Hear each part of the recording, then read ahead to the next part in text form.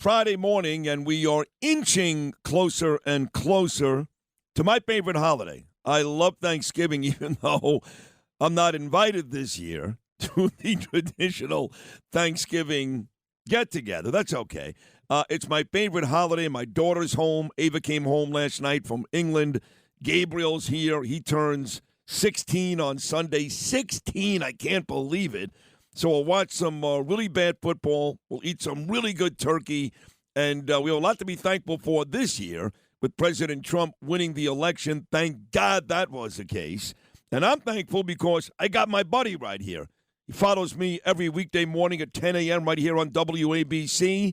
And, of course, has two great shows on Fox News, Fox and Friends every weekday morning, and his own great show after Levin, 9 p.m. on Saturday nights, One Nation. I am thankful for Brian Kilmeade. Brian, good morning, buddy. How are you? Great. Sid, I didn't know if you were serious enough when you told me, when you texted me about your family. I mean, you got to be kidding me. No, it's that's unbelievable. It's the extended family. My family loves me, but the extended family doesn't. But look, I mean, wherever I go these days, 90% of the people love me.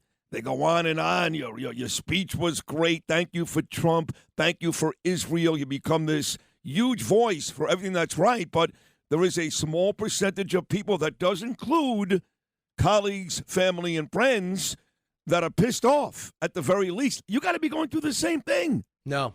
I say this. People were mad because they're in 2020 because they said me personally, I didn't stand by the president's 2020 allegations about the thing being thrown, the election being fraudulent. Because, I looked at the things in the pandemic-related things, and I don't want to go through it again, but people were really mad at me in 2020. So I found there was anger in 2016, but the wind was so strong, was so overwhelming, and in all 7 battleground states, we got it that night. And then you look at the makeup, and then he wins the popular vote. Literally, that helped my life because it's no longer what I think because I've known him before and, he was a friend of the show. I'm just talking about in my small community, people that know me. The American people agree with me, all right? It wasn't a freak. It wasn't the Russians. The American people looked at him for 4 years, saw what life was at with 4 years, and then wanted him back. So you can't say Fox helped put him there. You can't say that I ignored his faults to keep him there. The American people looked at that and said 75 million said, you're my guy. So it just relieved all pressure. I saw my electrician yesterday. He came over. He goes, I want to come over later. And I go, why? And he's like, because I want to see the lights, but I wanted to say hello. He goes, it is helping my business already. He goes, I like Trump, but I like the country more. And he said, the country would have been caught. I go, why? You really feel that way? He goes, no, I'm telling you. I talk to people every day. I go in their houses every day. I don't know who they vote for, but I know who they want. And they do want their country back. And it is so much bigger. And I'm getting such enjoyment out of watching the Democrats look at each other and say, what went wrong? And the answer is everything. Everything that they've been doing as if the country wasn't good enough for them and trying to shape us into something we're not, and we should be embarrassed about who we are. That started with the apology tour with Obama. And it stopped briefly, but they went after Trump instead of going after Obama. And now they after Joe Biden wandering around in the jungle and Kamala Harris goes to Hawaii when she should have been working. You know everything that's wrong with this administration. So that's a long answer. I have not gotten any of the hostility. Zero. Okay, well, I get plenty for both of us. But I want to move to the good. I'm glad for you, actually. You mentioned this administration, and after Trump won, there were some people that said to me, wow, this is great, like you just said. But now the problem is we got to deal with a couple of months of Biden. It's a weird situation, Trump wins, but he doesn't really, you can't serve yet. So now the lame duck guy gets to stay there. And two specific stories that have people very upset is, A, the border. Biden is screwing around again, letting people in. You know that. And then what he did last week. ICE app for New York. Right. Yeah. And then what he did last week with Ukraine, providing them with long-range missiles that they're firing into Russia. So people are going, in the next 2 months, is this guy going to destroy us so Donald Trump can't save us? There is that worry out there today that Joe Biden is doing things right now just to stick it up Trump's ass. Couple of things. I do think with the ICE situation, absolutely. I do, this ICE app for people at home, for now, these people, instead of their ankle monitors, these people are already being watched because of crimes that they may or may not have done before, or detainer requests are going out, or in the middle of processing them, we give them ankle bracelets. Not everybody, just people we're worried about. He has now said, take your ankle bracelets off. We got an app going, and there's a lot of glitches. And in the app, you don't even have background checks. So if the NYPD officer on the street sees a criminal, a migrant committing a crime, they grab them. There's nothing in their background that they'll be able to pick up where they used to with the ankle bracelet. So that is insidious. But with the Ukrainian situation, both sides know Trump's coming, and he's going to make them talk. So they're both looking for maximum land gains. So, don't leave Kursk if you're Ukraine, because that's got to be a pawn. That's got to be a piece that you could put together. You want Kursk back? Well, I need you out of here, a portion of the Donbass. So they're putting the gloves off. But what you're witnessing now is both sides keep pulling up the pressure. But keep in mind that they never should have been restrictions on those rockets. There never should have been restrictions on those mines. There never should have been restrictions on the HIMARS and the delay on the F-16s. We should have got them what they – the only reason they were able to stand up is because of Trump. He gave them the Javelin missiles. He gave them the tanks. He gave them armaments. Obama gave them MREs and blankets, and I'm not exaggerating. He did.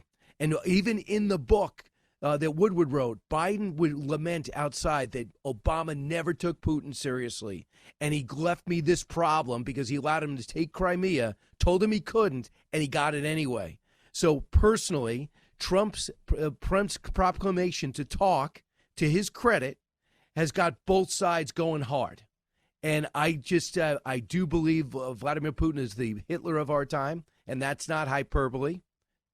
I have no problem with him releasing restrictions, but it's his ass backwards approach to international relations, which gets us in trouble everywhere. And we have Taiwan, a ticking time bomb. North Korea now is getting sophisticated material, intellectual property from Russia, and in exchange for their troops. That is all the ineptness of Jake Sullivan, Blinken, and Biden. It's a long answer. That's a good answer, though. It's a long answer, Brian, but it's a good answer, and it's all correct, and that's part of the reason why, thank God, Trump won. So a couple more stories we'll let you run. This is Brian Kilmeade coming up after me right here on WABC, Fox and Friends, and One Nation on Saturday nights. So the big story here and also nationally is the Daniel Penny story. You know, of course, I'm very, very close with Penny's attorney, Thomas Knipp. He was on this show again yesterday. But I got to tell you, there's a bigger story than just Penny, because I do believe in the end that Daniel Penny will be acquitted. He'll be innocent, and we can move on. But the guy that actually brought this grand jury to Danny Penny is the DA, Alvin Bragg. And Alvin Bragg, I'm going to say this, you don't have to, is a racist scumbag. He's one of the worst people God ever created. And guess what? He's up for re-election next year, and as far as I know, there's not a Democrat or a Republican that's even going to challenge him. You're a New Yorker. I know you live in Nassau County. But can you imagine all the damage this DA has done? And he's going to walk right back into office. How nauseating is that? It's the worst. And I think racist, incompetent, ideological, everything. I mean, for him to keep the charges on Trump and wanting more time in the sun there, for him to know that Danny Penny shouldn't be charged but give in to the pressure he feels from Al Sharpton and other groups. They want to put race involved in this.